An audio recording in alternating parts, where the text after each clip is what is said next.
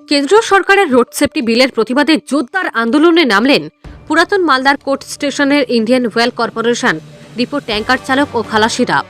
আন্দোলনের অঙ্গ হিসাবে মঙ্গলবার তারা কর্মবিরতি পালন করে মিছিল করেন এবং ডিপোর সামনে কেন্দ্রীয় সরকারের বিরুদ্ধে জোর কদমে বিক্ষোভ প্রদর্শন করেন। বিজেপি শ্রমিক সংগঠনের ড্রাইভার ও খালাসিরা বিজেপি পরিচালিত কেন্দ্রীয় সরকারের রোড সেফটি আইনের বিরোধিতা করে এবং এই প্রস্তাব বিলেরও বিরোধিতা করে। কারণ এই আইন দেশে লাগু হলে ড্রাইভার ও খালাসিরা রাস্তায় গাড়ি নিয়ে চলতে পারবে না এবং তাদের পেটে লাথি পড়বে। কারণ রাস্তায় চলতে গেলে দুর্ঘটনা ঘটতেই পারে, তা বলে এত বড় শাস্তি মেনে নেওয়া যায় না। মালদা থেকে সুব্রত সেটের রিপোর্ট, নিউজ টাইম 24x7।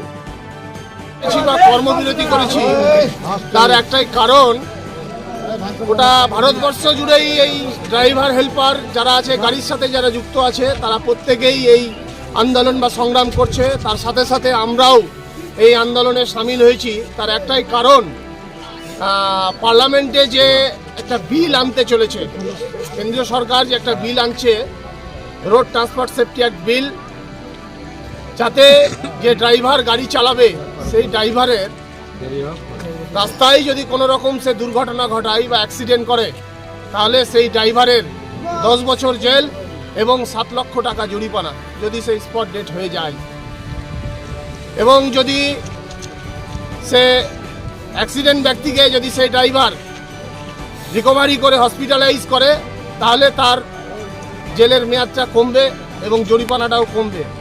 তো আমাদের যে ড্রাইভার খালাসি আমরা যারা আছি, তারা আমরা এই খবর শুনেই আমরা সিদ্ধান্ত নিয়েছি যে এই রকমভাবে যদি সরকার এই বিল আনে, তাহলে কোনো শ্রমিক বা কোনো ড্রাইভার এই গাড়ি আর চালাবে না, এই গাড়ি তারা চালাতে পারবে না। কারণ যদি তার অ্যাক্সিডেন্ট, ড্রাইভাররা অ্যাক্সিডেন্ট বলে করে না, যে কোনো মুহূর্তে অ্যাক্সিডেন্ট হয়ে যায়। দুর্ঘটনা কাকে বলে?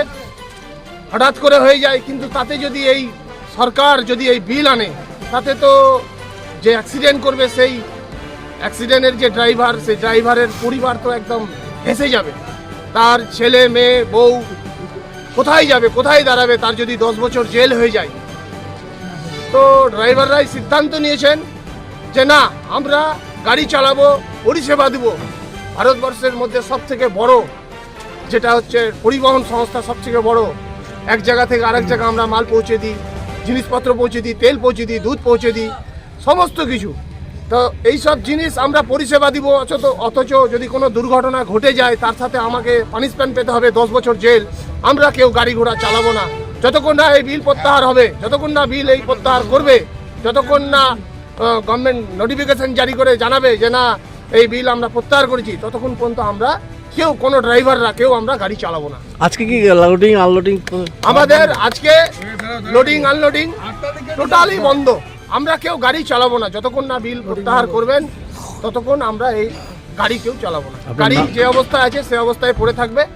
মালিক আছে, মালিককে দরকার পড়লে আমরা চাবি দিয়ে দিব যে দাদা আপনার সম্পত্তি আমাকে আপনি দিয়েছেন, এই আপনার সম্পত্তি আপনি বুঝে নেন, কারণ আমরা গাড়ি চালিয়ে জেল খাটবো না। আপনার নাম?